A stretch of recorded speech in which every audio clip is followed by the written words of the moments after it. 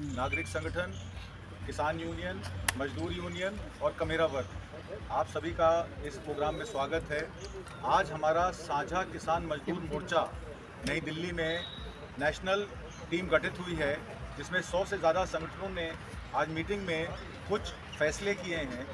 उन फैसलों को मैं पहले आपको सुना देता हूं और उन फैसलों के बाद मैं आपको आगे की रणनीति भी बताऊंगा। हमारा पहला फैसला है कि एमएसपी कर्जा मुक्ति रिवर लिंकिंग प्रोजेक्ट जो सरकार ने दिया है उसके खिलाफ, जो फॉरेस्ट कंजर्वेशन एक्ट है उसके खिलाफ, मनरेगा मजदूरों की 200 दिन का काम 700 रुपये दिहाड़ी, इस पे हमारी आम सहमति बनी है कि सभी मोर्चों पर जहाँ जहाँ भी वो मोर्चे बैठे हैं, चाहे वो शंभू में बैठे हैं, चाहे वो खनौरी में बैठे हैं, चाहे वो रामलीला में अपनी मीटिंग कल कर रहे हैं, उन सभी से ये निवेदन है कि इन मुद्दों पर हमारी लड़ाई साझा है और हम इस लड़ाई को लड़ेंगे और पूरे भारत में सामाजिक संगठन और नागरिक संगठन और वंचित समाज के लोग, बहुजन समाज के लोग इस लड़ाई में हमारे साथ शामिल होने के लिए एकत्र हुए हैं। और हम इस सरकार को चेतावनी देते हैं कि अगर किसानों की, मजदूरों की, कमेरों की और वंचित समाज के लोगों की बात नहीं मानी जाती है तो हम इस सरकार के खिलाफ हल्ला बोलेंगे और इस सरकार को हराने के लिए पूरी शिद्दत कोशिश करेंगे।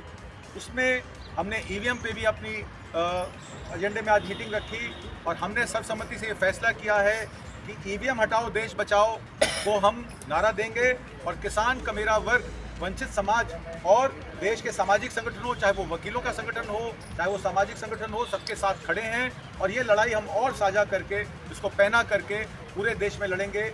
इसके लिए हमने अपनी मीटिंग में 2 कार्यक्रम तय किए हैं। पहला कार्यक्रम है कि हम लोग 23 तारीख को शहीद भगत सिंह के शहीदी दिवस पर ब्लॉक लेवल पर, जिले लेवल पर, गांव लेवल पर, तहसील लेवल पर, डिस्ट्रिक्ट लेवल पर, स्टेट लेवल पर पूरे देश में 500 जिलों में कार्यक्रम तय करेंगे और ईवीएम हटाओ देश बचाओ के हैशटैग के साथ हम एक ही बैनर के नीचे सभी सोशल जस्टिस वाले संगठनों के साथ, बहुजन संगठनों के साथ, दलित संगठनों के साथ, किसान का मेरा वर्ग अपनी कॉल देगा और एक ही बैनर के नीचे ये सारा काम होगा।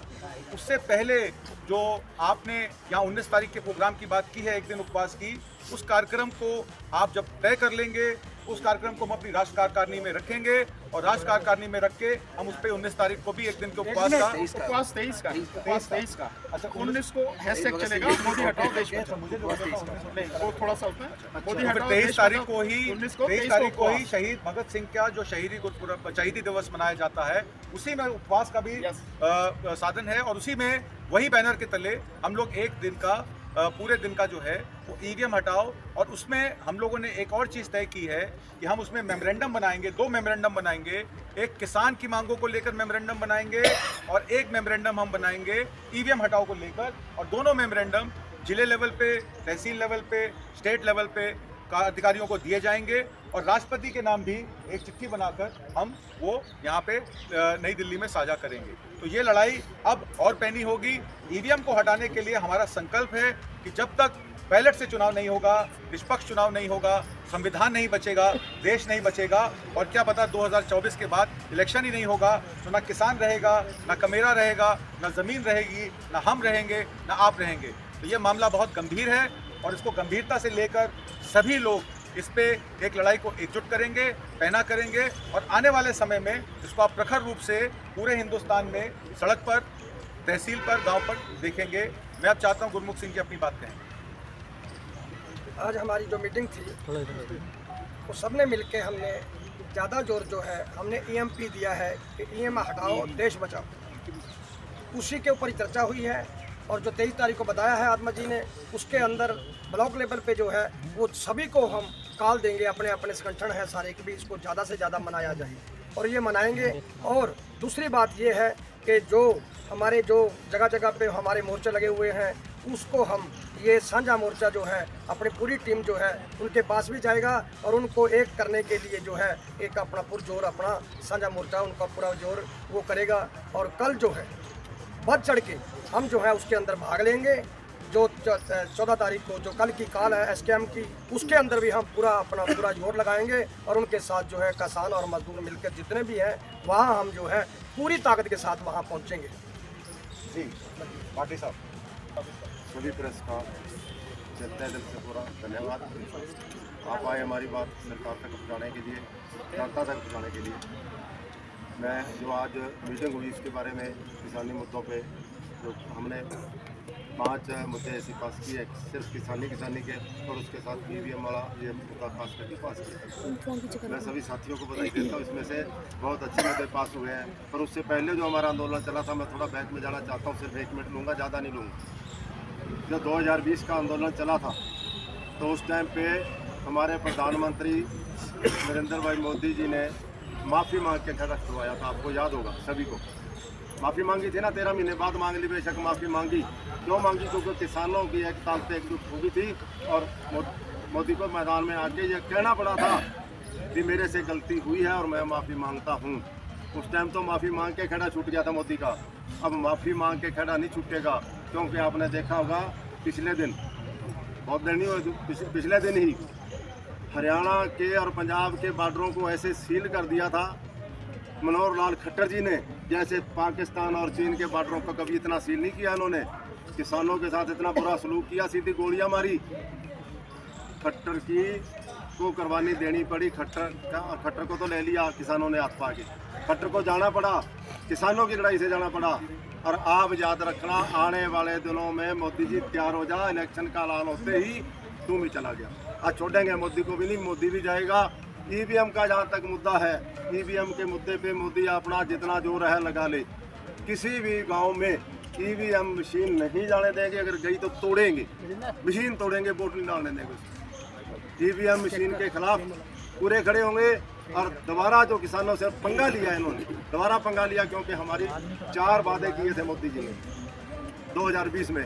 पहला वादा था MSP खरीद गारंटी कानून बनाऊंगा, ख़त्म किया। दूसरा वादा था भाई मैं जो जितने केस बने हैं किसानों पे सभी वापस लूँगा। 3348 केस अभी भी पड़े हैं। लखीमपुर खीरी में हमारे 5 किसान तार जीपों से ऐसे मिश्रा टेनी के लड़के ने रौंद दिए थे और 5 किसान शहीद हुए थे। आज तक उसका इस्तीफा नहीं लिया और अभी प्रेस में आ रहा है उसको टिकट भी वहाँ से फिर दे रहे हैं। इसका गुस्सा किसानों के मन में बहुत ज़्यादा है। 2020 का जो बिजली बिल था वो भी हमारे साथ वादा किया था, अभी सामने बैठ के बनाएंगे, उसमें जो कमियाँ होंगी निकालेंगे, नहीं निकाला। इन मुद्दों से अगर भागा है तो ये आंदोलन दूसरी बार खड़ा हुआ है। पहले माफ़ी से छूट गया, अब दिल्ली छोड़ के छूटेगा। जोड़ा चक के जैसे खट्टर जा रहा था वैसे मोदी जाएगा। ये मई के महीने में आप देख लेना। मीडिया के नाम बताना मुद्दा था, नाम बता दो। चौधरी वीरेंद्र सिंह हुड्डा, राष्ट्रीय महासचिव, भारतीय किसान यूनियन, किसान सरकार। मैं सभी साथियों का जो हमारे किसान आंदोलन के एक ताकत के रूप में सोशल मीडिया और इसने जो हमारा सहयोग दिया था 13 महीने, जो मोदी जी के घुटने टकवाने का काम किया था, और आज जो लड़ाई हमारी है ये हमारे जो वादे किए थे मोदी जी ने, आंदोलन स्थगित हुआ था, घरों की तरफ गए थे, तो मोदी जी ने वादा किया था आपके केस वापस करूँगा, MSP खरीद गारंटी कानून बनाऊंगा। और ये जितने भी 4-5 जो वादे थे उनको किसी को पूरा नहीं किया। केस भी ऐसे ही रह रहे हैं। MSP खरीद गारंटी कानून पर आप देख रहे हो क्या हालात हो रहे हैं। हमने कितना संघर्ष किया है। और एक तो पंजाब और हरियाणा के बॉर्डर पे देखिए आप, किसानों पे पायलट गनों से हमला किया गया। अरे जो वहाँ बाढ़ लगाई है, जो रोक लगाई हरियाणा पंजाब के सिंघू बॉर्डर, खनौरी बॉर्डर के ऊपर, ऐसा काम पाकिस्तान के बॉर्डर पे क्यों नहीं किया, चाइना के बॉर्डर पे क्यों नहीं करती है सरकार। ये हमारी ज़मीन दाब ली चाइना ने, उसके लिए कोई बोलता ही नहीं। अरे आज ये हालात हो रहे हैं, हमारे देश के बच्चे चाइना की आर्मी में जाने लग रहे हैं। बॉर्डर लेवल का एरिया, बॉर्डर की जो स्टेट है वहाँ से जाने लग गए हैं। उसका कोई जिक्र करता है? कोई प्रिंट मीडिया बताता हो, कोई इंटरनेशनल मीडिया बताता हो? कोई भी नहीं बता रहा और ना बताएंगे ये लोग। आज ये पूंजीवाद के हाथ में सरकार आ गई। EVM में बार बार कहती है, अभी भाजपा के नेता कहते हैं 400 पार। अरे 400 पार, ये कितने पार कर रहे हो भाई? 5 हरियाणा में कहा 70 पार 40 पाई थी इनकी, अब 400 पार करना, ये मानसिक दबाव बना जा रहा है। EVM में जो घोटाले हैं, जो डेमोक्रेसी में कोई आवाज़ उठाता है, किसान ने आवाज़ उठाई, उसकी लाठी घोड़े से मारने का प्रयास किया, जवान ने आवाज़ उठाई, उसके ऊपर हालात ये देख लो। 1.5 लाख नौजवान जो उसमें थे, जो अग्निपथ योजना ला गए और वो रह गए, ज्वाइन कराए नहीं किसी को नौकरी।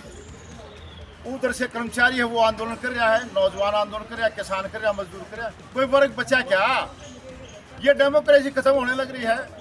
ईवीएम का इसीलिए तो ये जो मुद्दा बना है ईवीएम के अंदर बुद्धिजीवी लोगों ने, सुप्रीम कोर्ट के वकीलों ने जो मैं इनका धन्यवाद करना चाहूँगा, इन्हें जो आवाज़ उठाई है, इनने आम जनता को समझाने का प्रयास किया है भाई ईवीएम के अंदर ऐसे ऐसे धांधलेबाजी होती है और ईवीएम के खिलाफ जो भी ये कॉल देंगे हम संयुक्त आज हमारे जो है 100 के करीब तो संगठन थे ही, और लेकिन हमारे पास समर्थन प्रतिशत 400 के करीब है। जो साउथ से थे किसान संगठन वो आ नहीं पाए, उनके प्रतिनिधि आए थे, एक दो प्रतिनिधि आए थे, तो 400 करीब किसान संगठन है। जो भी कॉल दी जाएगी संयुक्त, हम उस पर फूल चढ़ाएंगे और पूरी लड़ाई लड़ाएंगे भाई। ईवीएम ने इस सरकार ने उखाड़ के फेंक देंगे, ये कोई मानते डेमोक्रेसी में आवाज़ उठाने का सबको दिया है। गोपाल चौधरी जी उत्तराखंड, आइए आप उधर हो जाओ।